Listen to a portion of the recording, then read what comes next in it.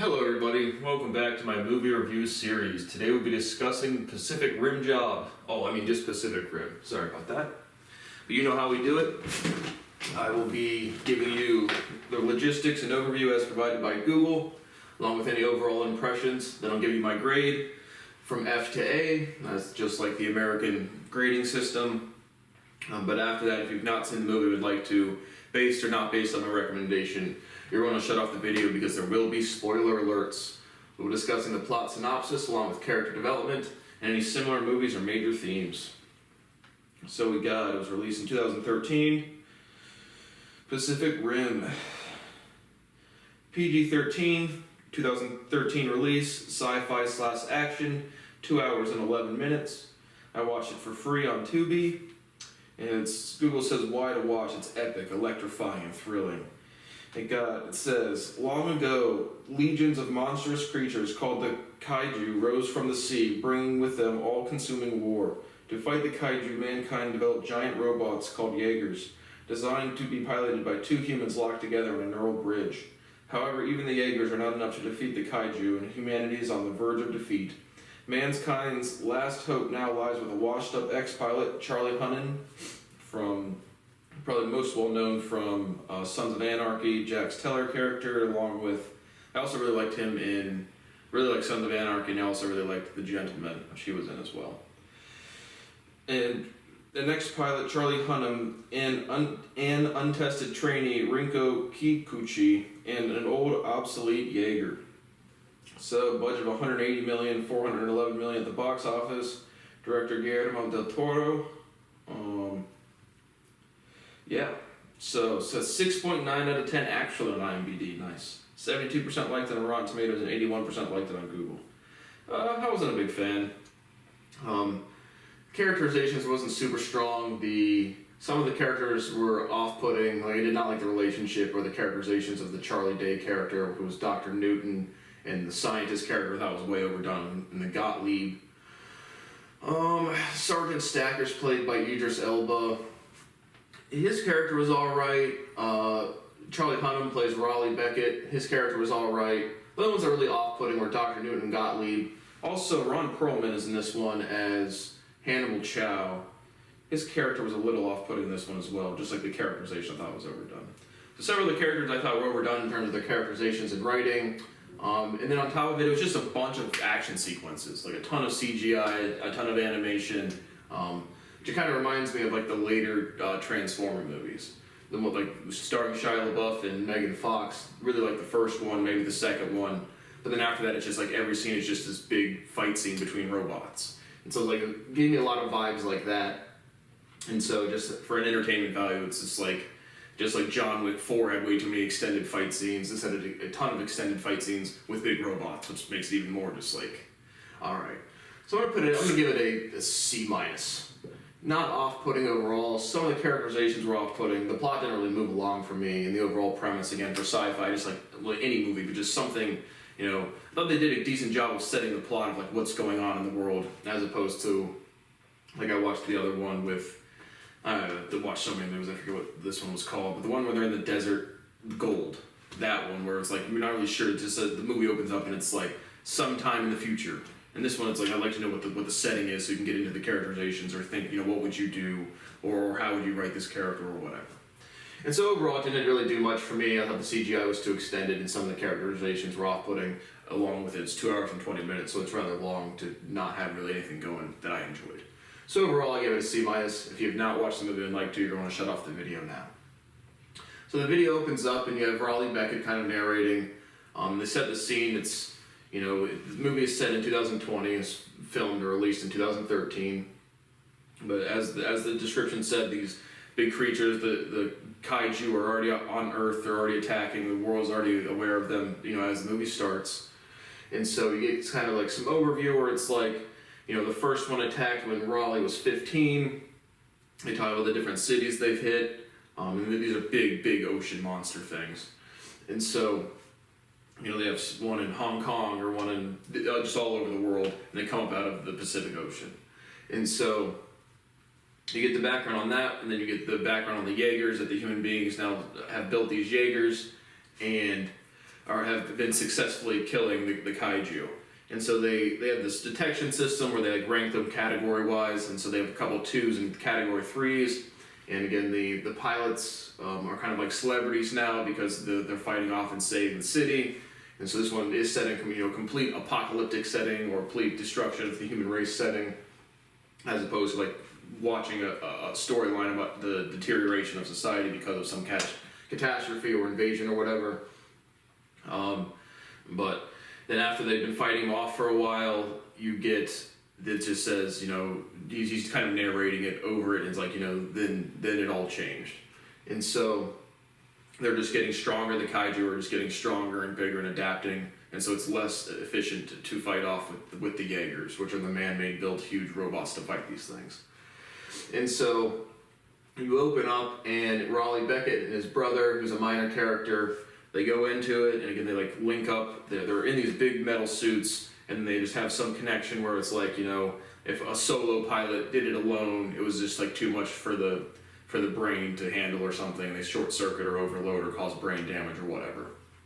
And so you need 2 pilots that kind of link up, and so they're synchronized, they're synergized with the movements of the robot, and they go to fight this big kaiju in the ocean. And so they're fighting it, and Raleigh Beckett's brother gets ripped out and killed. And so he manages to escape. His Jaeger is very damaged, and he kind of collapses. There's an old man and a little kid, metal detecting, and they never find anything good, and then they see this big Jaeger, fall down in front of them. And then the population is aware of all the characters in the kaiju and the Jaeger machines. But Raleigh escapes, and then you have a 5-year fast-forward period. Raleigh is now working, because the Jaegers have been failing in defending the city, they have now, they're trying to build these big walls. And so he's working on this construction line where they're building a wall to try to protect cities from the kaiju. And so Sergeant Stacker, the Idris Elba character, comes up, and comes to Raleigh at work and was like, do you want to die on a scaffolding beam, or do you want to die fighting, trying to help? Because Sergeant Stacker's getting pressure just from the other military leaders about shutting down the Jaeger program, and Sergeant Stacker's like, we don't need support. But he goes and picks up Raleigh, and then later on you realize, well, I guess we'll get to that. But so he agrees to join. He goes to this place. You meet Mako Mori, who's not a big fan of Raleigh at the beginning. They kind of go back and forth. You have a bunch of other teams there, and there's this huge military installment facility type of deal. And so you meet Dr. Newton and Gottlieb. Gottlieb's like the mathematician. Dr. Newton's also like more of just kind of like a biologist as opposed to like a mathematician or equation type dude, characterization. Again, Dr. Newton's played by Charlie Day. You have another pair of these pilots, Herc and Chuck Hansen, a couple Norwegian ones, some Chinese ones, just different minor characters that definitely appear but don't really have much role. And so they get in there, they learn about these things, and then they fight in a big fight scene. 2 of these things, basically, Gottlieb has these equations or this anticipation that the kaiju only surface 1 at a time. There's going to be an event where 2 or more surface, and then 3 or more surface, and so they're just trying to protect humanity. You go back and forth. There's some training. Raleigh's looking for a co-pilot, and they're doing just some sort of like stick fighting technique to see who's got the right skills or what whoever can be symbiotic with Raleigh as his co-pilot. And so they do a little session like that. And Mako Mori, who was, again, she's Japanese, Sergeant Stacker's, he uses his, Idris Elba has his regular English accent in this one, so I'm assuming he's just playing an Englishman in this one. But regardless, Sergeant Stacker had rescued Mako Mori, so they're not father and daughter, but they're basically father and daughter. At least that's the relationship or the the respect and love level they have together. And so Sergeant Stacker just kind of doesn't want Mako Mori to go out there. But Mako does this training drill and does really well, and Raleigh's like, this is clearly my co-pilot, we work well together. And again, the relationship between Mako and Raleigh developed throughout the movie. And then they have this event where 2 of these big things surface. And so, they're fighting it. They have to pick, who's going to go out there with them. And it's basically, a couple of these teams go. Mako Mori and Raleigh go together. Well, I guess the first thing that happens is, they have to go defend one of these things, and Mako gets in this thing, and they call it the drift, is when the neural bridge connects so they can control the machine together, and you guys can kind of like share memories or just, feel what the other person's feeling. So she kind of like freezes up, and at which point you see, Raleigh can see her kind of visions. It's not real because they're just like connecting, and he sees that Sergeant Stacker was also a Jaeger pilot, and he had rescued Mako Mori when she was a child. So that's where the relationship comes from. But regardless, she freezes up in the memories and kind of like starts to activate this big weapon, and scares they're on this big military installment base thing, and so it's like she's about to blast all of her fellow humans trying to stop the kaiju, and so Raleigh's able to talk her down, but now they're kind of grounded from Mako's grounded from Sergeant Stacker's command, and Raleigh's like no, just give her another chance or whatever, or that's when he tells Sergeant Stacker that he sees her, or knows that he was the guy that raised her.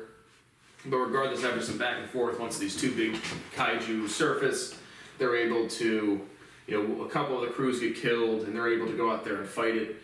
Big fight scenes. They have just cannon blasters on these big things. They have missile launchers out of the chest. They have these giant swords, all just different mechanisms to kill the kaiju. And so they go out there, big fight scene, extended fight scene, and while they're kind of doing this, Dr. Newton has the idea to drift because they have some parts of these kaiju. So he's a one damaged brain of one, and he's going to neural connect with it to see if he can give it any insight to what their motives are. So he does that, and then he runs to Sergeant Stacker and was like, this is like a planned attack. They have been waiting since like the dinosaurs because like the climate wasn't proper enough. But now that we've depleted the ozone with minor comments about like pollution or something, but now it's hospitable for the environment. The actual like environmental conditions are hospitable for the kaiju. So now that's why they're coming up, and their goal is to destroy humanity and take residency of Earth. And so again, some dimensionality things of they're coming from other dimensions, and it's just like okay, and I can pass the broken physics part, but just it has to be something interesting in the writing. And so regardless, they end up killing the two kaiju. Sergeant Stacker tells Dr. Newton we have to do that again in terms of see if we can get any more information. And he's like, we don't have any more brains. And so he sends him to Hannibal Chow, again Ron Perlman, who again is just this kaiju body parts dealer. But I guess these things have extreme value, which I guess is really similar to like another movie, I can't remember which. But regardless, that's what they're doing, and he kind of pulls a knife on them. He's got this big operation running, but then once these two kaiju start attacking the city, they all go into these bunkers, and they fight and end up killing them. In the streets, one of the kaiju comes for Dr. Newton because once you open up the brain connection, it's two-way street, and it's just trying to find him or whatever. And so they kill the two, and then they go. Hannibal Chow's crew goes to start like dissecting them or harvesting the organs or the skin or whatever, and his crew is literally like in this big dead thing, and they hear a heartbeat and they realize that it's pregnant. And so they all kind of like run. This other kaiju is birthed, still's got the umbilical cord connected, and then seemingly dies rather quickly after a minute out of being born from the dead mother. And so they have Hannibal Chow goes up to it afterwards after it like collapses, is talking like, oh, it's dead, I knew it was dead, and pretty predictably it wakes back up for like 5 seconds to eat Hannibal Chow. So he gets eaten by this recently born kaiju that does end up dying immediately after eating him, and now they've lost some crews, and Sergeant Stacker's like, no time for grief, no time for mourning, restart the clock, because now the clear objective is they have to they have to try to destroy the bridge where these things are coming from under the ocean. And so they have this plan. We're going to send out all crews that can go. Sergeant Stacker's going to put his suit back on and That's when you learn that Raleigh and Sergeant Stacker are the only two that have ever solo fought or solo commanded one of these Jaeger machines. And so that's why Sergeant Stacker had approached him in the very beginning of the movie. And now they have this 3 event where these 3 big ones have now surfaced and they have to go try to destroy them along with the actual bridge. And so, after they kill after the born kaiju, the thing that just birthed out and ate Hannibal, Dr. Newton and Gottlieb decide together that they're going to do the brain drift together and see, if they get any information. They do that and they learn that the only way to pass into this place where these kaiju are coming from is to have their genetics. So, you get Gottlieb and Stacker run back to the headquarters where, literally a bunch of people, they're flying, a bunch of military helicopters are flying the Jaegers to go fight the kaiju and try to close the hole with a nuclear weapon. And Gottlieb gets there, Newton gets there just in time, and it's like, you have to have their genetics, so you have to ride one of them into this place. And so they have a big fight scene, at which point, the third one that surfaced this time was the first Category 5, and so Sergeant Stacker and his co-pilot kind of, pretty quick fight scene actually, but realize they decide that, at least compared to the first 2 they killed, but they decide, they're going to detonate their suit, and blow themselves up, and kill at least 2 of these kaiju things. So they do that, and then you have Raleigh and Mako Mori. They were the 2 left to, descend into this place and kill the things.